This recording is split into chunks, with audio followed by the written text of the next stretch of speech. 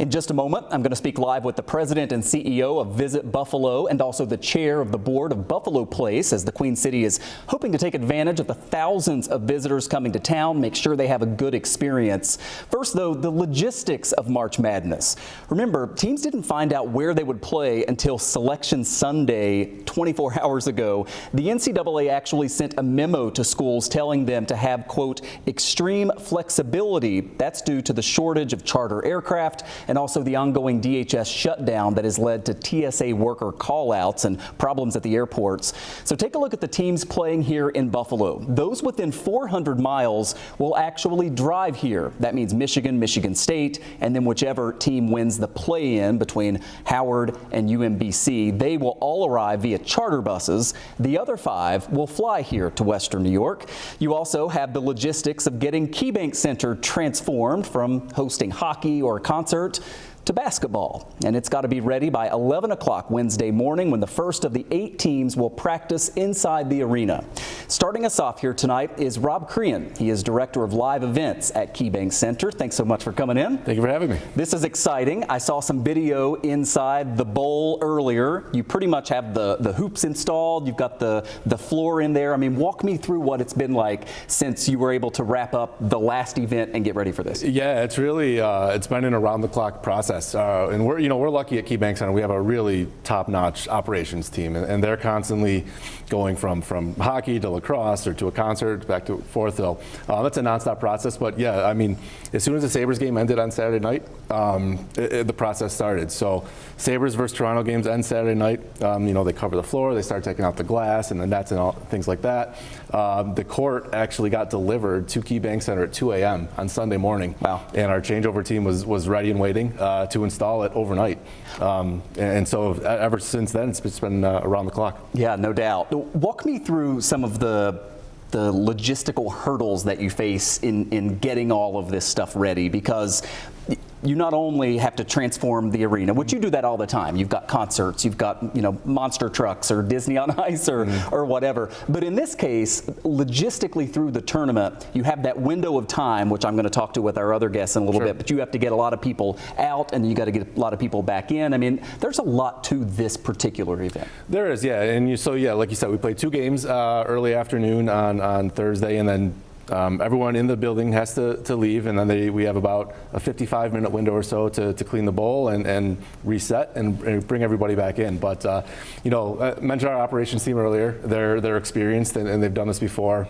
So we'll have our full slate of cleaning staff and changeover crew on site to help with that flip. We installed this Evolve security screening technology at the start of the Sabres season, so having that in place now is going to be a huge benefit to getting the people out, because we don't have to break down the magnetometers like we used to, so they can get right back out and come right back in through that smooth security process. So we've got the technology in place and the staff who's very experienced at doing it. So we're confident. It's a tight window, but that's just part of hosting the tournament. Yeah.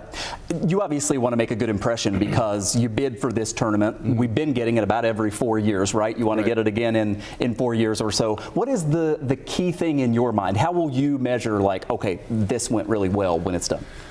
I think for us, like I said, we're confident in our ability operationally to run it. And one thing that I think sets us apart in Buffalo is the gentleman you're going to talk to later. The community embraces this event, and so it's not just KeyBank Center. It's the MAC conference, it's Canisius, Niagara, the Sports Commission, Visit Buffalo.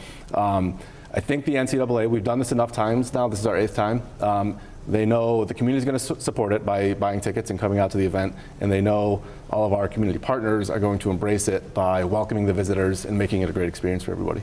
I'm excited. This is the first time the NCAA tournament's been here since you got the new scoreboard, which I love that scoreboard as a bit of a tech nerd.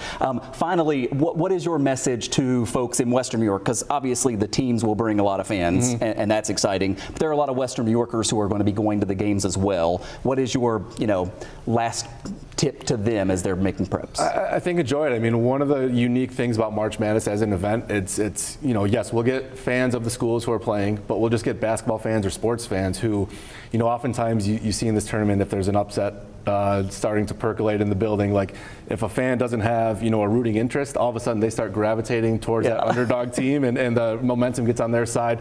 So it's a really fun atmosphere. It's a great day of basketball, and we're just really looking forward to it. We're going to talk about some potential upsets with the head odds maker for DraftKings in a little bit. We got some good matchups, so that adds to it as well. Rob Crean, Director of Live Events at KeyBank Center. Thanks so much for coming in. Thank you for having me. Appreciate your time. All right, let's talk about how Buffalo builds off the momentum that will inevitably come from hosting this tournament. Right now joining us is the President and CEO of Visit Buffalo, Patrick Kaler, and the Chairman of Buffalo Place, Steve Carmina. Gentlemen, thanks so much.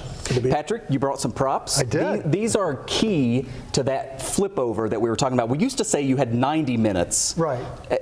Rob told us 55 minutes. I know that's technically to get everybody out and get everything clean, but it's a tight window this time. It is a tight window this time, but that's okay because we're going to have over 60 volunteers that will be out in front of the KeyBank Center as well as up and down Main Street at all of the metro stops.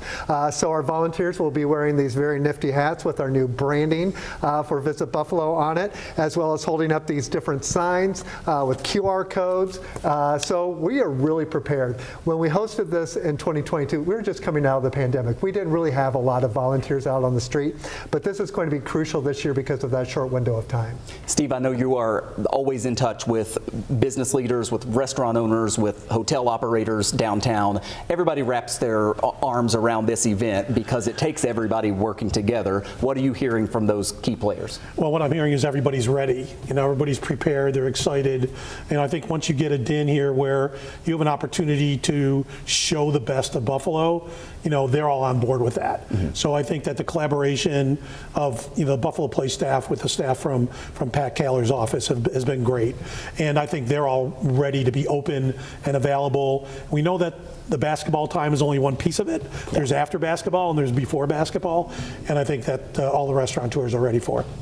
Patrick, you've told me many times when you have these big events like this, you have to make the good impression, right? Because you can't buy exposure like this, right? You can't create an ad that's going to tell someone in Michigan, come to Buffalo, like the NCAA Tournament will bring them to Buffalo. So what is the key in your mind to making it that good experience? Yeah, so, we are the city of good neighbors, and I think that is what we're trying to instill through our visitor and volunteer profile.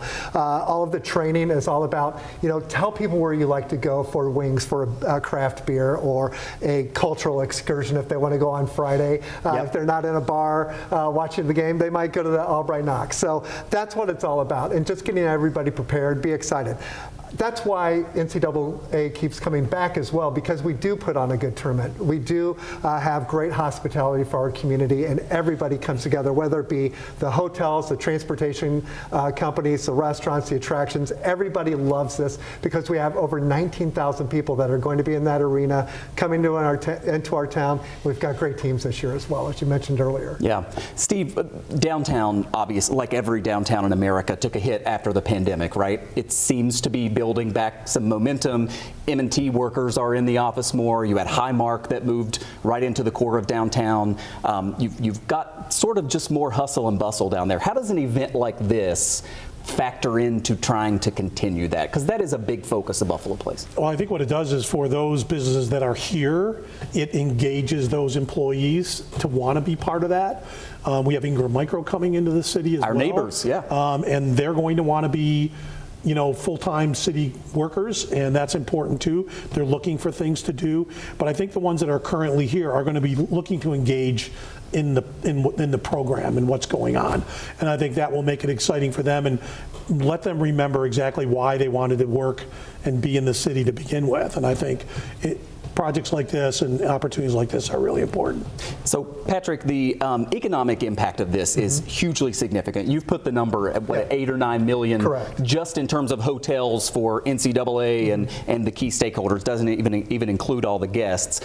For the person watching right now, maybe who doesn't live in the city or who isn't a basketball fan, I mean, we're devoting a whole half hour here because this is a significant moment and something that impacts the whole region. Walk me through that. It really does, because this is a big event for us, puts us on a national platform. It also tells other sports right holders that they should hold their event in Buffalo. This year alone, we will be hosting so many amateur athletic events that will have an overall economic impact of over $81 million. Wow.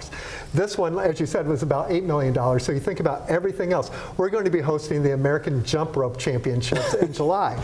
That just shows kind of the breadth of the types of events that we're bringing to our community that have a true economic impact and a lasting effect, and again, allows us to book future years' events as well. Yeah, we're going to hear from Pete Gwelly, the COO of the Sabres and Bills. Obviously, they're trying to bring the NFL draft. Yep. We're going to have the NHL draft. I mean, these are big-time events. Steve, in terms of the hotel space, I know we don't have as many hotel rooms downtown as we would like. That's a long-term goal of building that up a little bit. What about restaurants and people feeling when they are at the arena from out of town that it feels like the place you want them to feel? We have 86 restaurants in the Central Business District of Wow. Buffalo. That's and impressive. I don't think people realize that. And if people go to the Buffalo Place website or Patrick's site, you can find them. Obviously, you have QR codes to go from. So I don't think people realize how many opportunities there are here and how many different cuisines are available here. We represent every possible one. So people can get a burger, they can get Indian food, they can get Thai food. Obviously, wings and pizza, very easy, Italian. So all you need to do is go to the site, and that's being advertised everywhere. We should be plastering QR codes all over everything we see, but obviously we would get in trouble with the NFTA if we did that all over their buses. But I'd like to do that. But I think that's the important part. We have that. And then from the Buffalo Place side, having our Rangers out on the street, they're ambassadors as well, wearing their blue. They'll be encouraging people where to go and giving them wayfinding and just keeping our streets clean. That's one of the things we're concentrating on now.